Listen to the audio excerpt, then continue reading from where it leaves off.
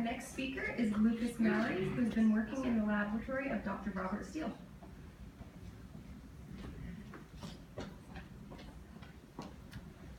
Hi, my name is Lucas Mallory, and today I'm going to be talking about the discovery and identification of vernal Hydra.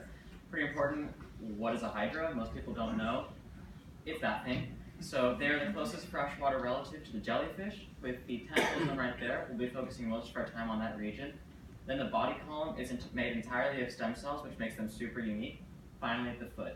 Also, what's important, what is a vernal pool? So a vernal pool is a pond that half the year is wet, like a normal pond, and the other half of the year is totally dry, like a meadow.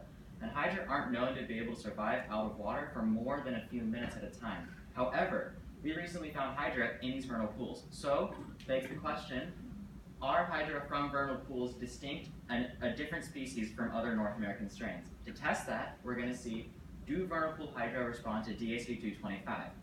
As a control compound, we use ALP, which, as you can see right there, inhibits GSK3, a protein part of this large structure that, in the end, allows the inhibition of Wnt, or the body's signaling process that kind of shapes the body the way it looks.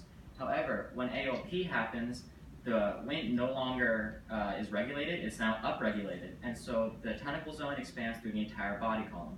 DAC does the same thing, although we don't know exactly what it targets. We think it could target axin or another gene that we just don't know yet. It's pretty unique. However, every North American strain has been effective to DAC, except these vernal pools, as you can see. The tentacle zone stayed exactly at the head region.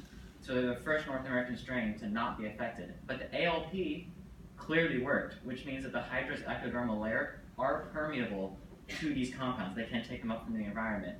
So because ALP worked, DAC didn't work, it means that vernal pools could in fact be a different species entirely from every North American strain. That, along with the fact they can survive desiccation or extremely dry environments, never been seen before, it could be a new species.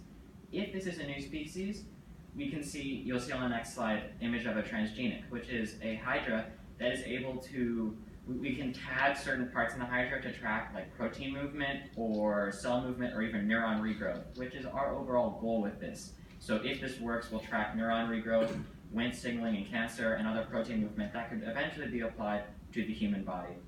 However, a lot more research needs to be done before we can say that this is in fact a new species. Huge part of this is we need to genetically sequence it. We can't claim it a new species if we don't know the genetic sequence, because the sequence has to be very different from other North American strains. But it's likely this can happen. So thank you very much to my mentor, Sarah, who has worked with me every day this year, and to my PI, Dr. Rob Steele, who knows so much about Hydra, it's kind of insane, but he's been awesome, and to the Cancer Research Institute for providing me with this amazing experience. Thanks, guys.